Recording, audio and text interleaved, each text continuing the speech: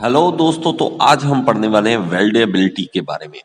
देखिए वेल्डेबिलिटी क्या है और किस तरह से इफेक्ट करती है वेल्डिंग को। तो पहले डेफिनेशन पढ़ने इंग्लिश में, ये इंग्लिश की डेफिनेशन जरूरी हो जाती है कुछ बच्चों के लिए।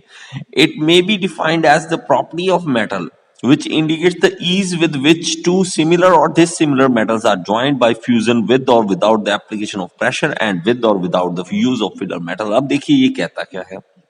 ये कहता है कि ये एक ईज है, ये हमें बताता है कि कितना आसान है किसी भी मेटल को आपस में जोड़ना। अब मेरे पास कुछ मेटल्स ऐसे हैं जो कि वेल्डिंग से इजीली जोड़े जा सकते हैं और कुछ मेटल्स ऐसे हैं जो कि वेल्डिंग से नहीं जोड़े जा सकते। ठीक है, तो हमें वो पता करना पड़ेगा, वो प्रॉपर्टी है वेल्डेबिलिटी। तो इस तरह से हमें ये बता देगा कि ये हो सकते हैं वेल्डिंग या नहीं हो। तो मैं आपको एग्जांपल देता हूं, जैसे कुछ मेटल लाइक एल्यूमिनियम है। एल्यूमिनियम ऐसा मटेरियल है जिसको ये समझ लें कि सबसे ज्यादा मुश्किल है, हार्डेस्ट है इसको वेल्ड करना। हार्डेस्ट है क्यों? क्योंकि इसके ऊपर एल्यूमिनियम ऑक्साइड की लेयर होती है जिसके कारण जो आर्क बनती है ना वेल्डिंग की, उसकी स्टेबिलिटी नहीं आती।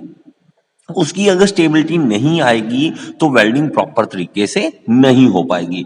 तो मतलब क्या है कि एल्यूमिनियम प्रॉब्लम देगा, हमें पता है। अगर कहीं पे एल्यूमिनियम लगा रहे हैं तो हम पहले देखेंगे कि यहाँ पे मुश्किल होगा मेरे भाई वेल्डिंग करना। समझ रहे हो? अब सिमिलर और डिसिमिलर का भी समझ लो कि दो मेटल्स हैं हमारे पास, एक है यहाँ पे, एक दूसरा यहाँ पे, और ये वाला मटेरियल क्या है, ये है एल्यूमिनियम और दूसरा है स्टील। अब इन दोनों को आपस में जोड़ना और ज्यादा मुश्किल है। तो इन दोनों को जोड़ने के लिए बहुत ही ज्यादा दिक्कत आती है। तो हम ये कहते हैं जहां पे भी ऐसा कोई ज्वाइंट बनता है तो कोई और प्रोसेस यूज कर लो मेरे भाई, वेल्डिंग बहुत मुश्किल है।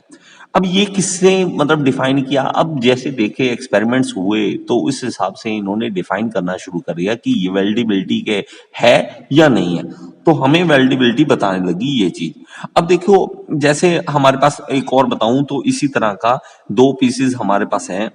अगर यहाँ पे है और एक है टाइटेनियम और एक है स्टील, तो टाइटेनियम और स्टील को आपस में जोड़ना बहुत मुश्किल है।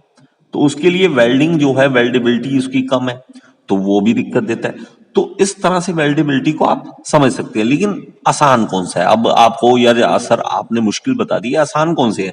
आसान मैं आपको बताऊं जिसमें कार्बन कंटेंट कम हो, जैसे लो कार्बन स्टील है।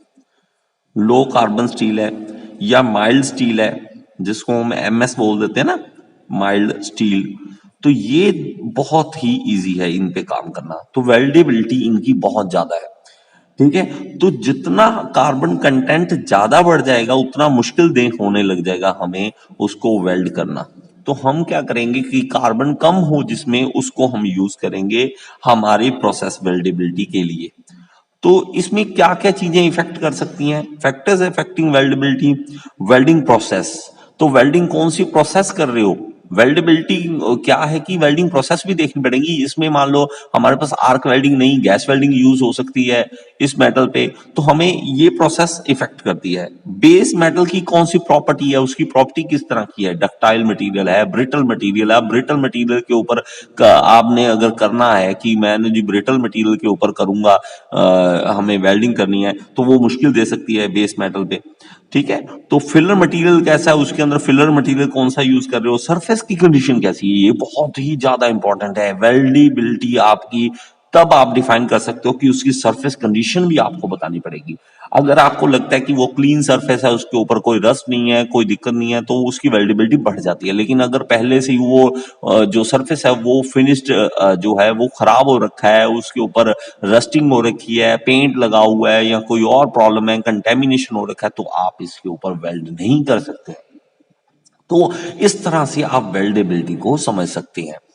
तो आप मेरे साथ बने रहिए, मैं आपको पूरा वेल्डिंग की वीडियोस दूंगा। अगर मेरी और बनाई वीडियोस अगर आप देखना चाहते हैं तो यूट्यूब सर्च बॉक्स में लिख दीजिए टॉपिक का नाम और साथ में लिख दीजिए गियर इंस्टीट्यूट। अगर मैंने उस टॉपिक में वीडियो बनाई है तो आपके सामने आ जाएगी। Thank you so much.